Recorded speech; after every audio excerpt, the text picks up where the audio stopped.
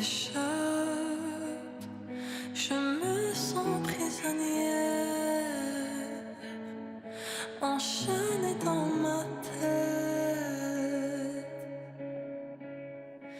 Je ne sais pas combien de jours il me reste ici. On vient d'entendre un extrait vidéoclip de Fermer les yeux de la gagnante de La Voix en 2023, soit Sophie Grenier qui est avec nous pour nous présenter son disque à l'envers. Allô Sophie?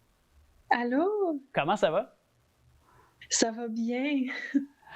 C'est un processus quand même qui a été très rapide. Tu as sorti de La Voix et tout juste quelques semaines plus tard, tu as commencé déjà à construire l'album, si je comprends bien? Ben oui, pas mal. Alors, quand je suis sortie de La Voix, je suis évidemment retournée à l'école, puis j'ai fini mon année secondaire, puis vraiment tout de suite au mois de juillet, on a commencé l'album, puis on a pas mal terminé la composition au mois d'août.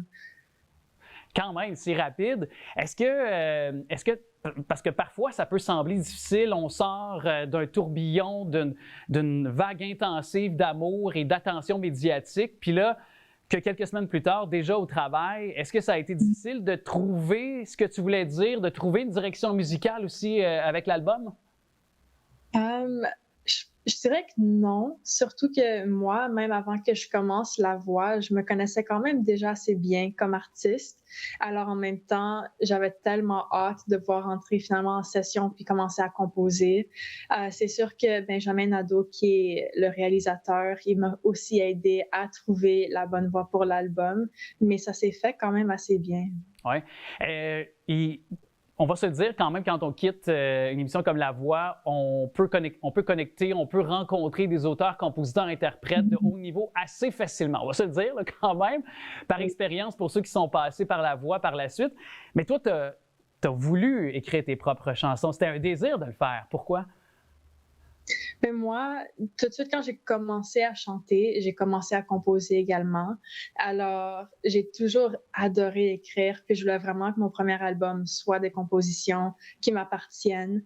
Puis Mario Pelcha, qui était mon coach, lui, il écoutait aussi les chansons quand je les écrivais, puis il était vraiment impressionné, alors j'étais vraiment contente. Oui.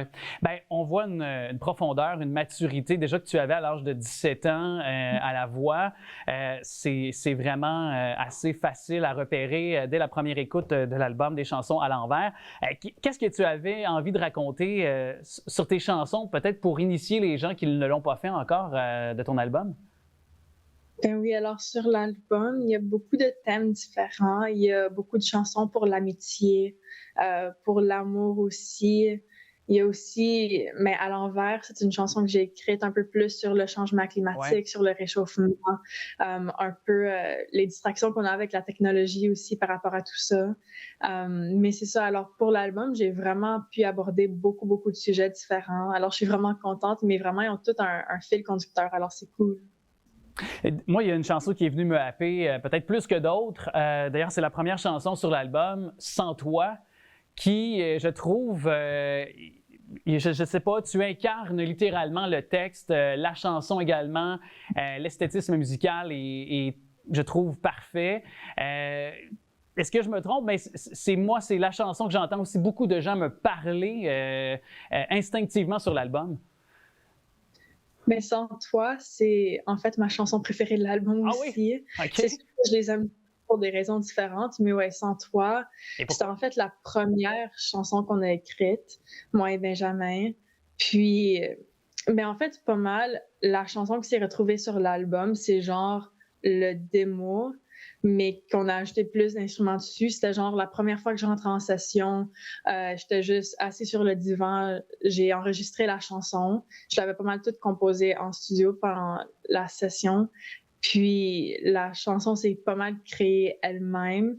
Alors comme les voix qu'on entend sur la version finale, c'est aussi les premières voix que j'ai chantées de l'album. Alors c'est vraiment spécial pour moi. Hey, mais quand même, c'est signe que parfois des grandes chansons, des belles chansons, des bonnes chansons, ça se boucle en quelques minutes, là. Ça fait, je pense que ça exprime bien ce que tu viens de raconter, l'adage qui circule beaucoup dans des chansons qu'on aime entendre ou qui parlent aux gens aussi également.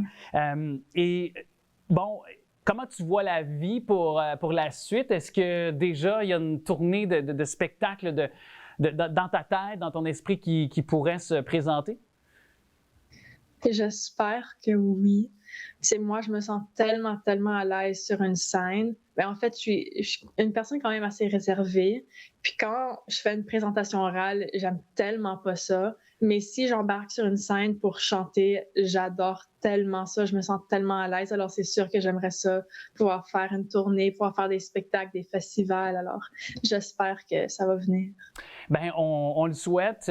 Puis, en tout cas, je pense qu'il y a aussi pour disons, une panoplie d'artistes franco-ontariens, tu peux être inspirante parce que, pour connaître bien les gens en Ontario, j'y ai habité quand même 2 ans et je sais que la fierté des gens de parler français, c'est peut-être quelque chose qui est moins connu au Québec, ça aussi, de ce désir de choisir et de garder la langue française aussi bien vivante. C'est quand même bravo pour avoir choisi de chanter en français. Ah, merci. Puis, j'ai encore un peu de temps. Je l'avais dans ma liste de sujets, puis je ne voulais pas oublier parce que c'est une chanson que tu t'es vraiment, disons, appropriée à ta propre façon. Beaucoup de gens t'ont parlé de l'oiseau. Tu aurais pu la mettre et ne pas la mettre sur le disque. Et pour toi, c'était une évidence de l'inclure sur l'album? Ouais, je pense que oui. Surtout que évidemment, j'ai vu la réaction du public à la maison quand ils ont vu mon audition à l'aveugle. Puis j'étais vraiment touchée qu'eux autres ont tellement aimé ma version. Mais aussi, L'Oiseau, c'était la première chanson que j'ai chantée sur une scène. J'avais 12 ans, c'était à la fin de ma 7e année. Alors, puis c'était aussi cette version-là que j'ai chantée à la voix. Alors, je voulais vraiment pouvoir la mettre sur l'album. Oui, et en tout cas, la portée et la hauteur que tu lui as donnée, je pense pas seulement vocalement, mais je pense évidemment au 2e et 3e niveau, le niveau de profondeur que tu lui as apporté, c'est incroyable. Alors aussi, c'est sur cet album à l'envers que les gens pourront constater. Je te souhaite un beau développement de carrière, ma chère Sophie. On surveille tes réseaux sociaux et l'album à l'envers est disponible partout. C'était un plaisir de te parler et espérons te voir très bientôt chez nous en spectacle. Oui, merci.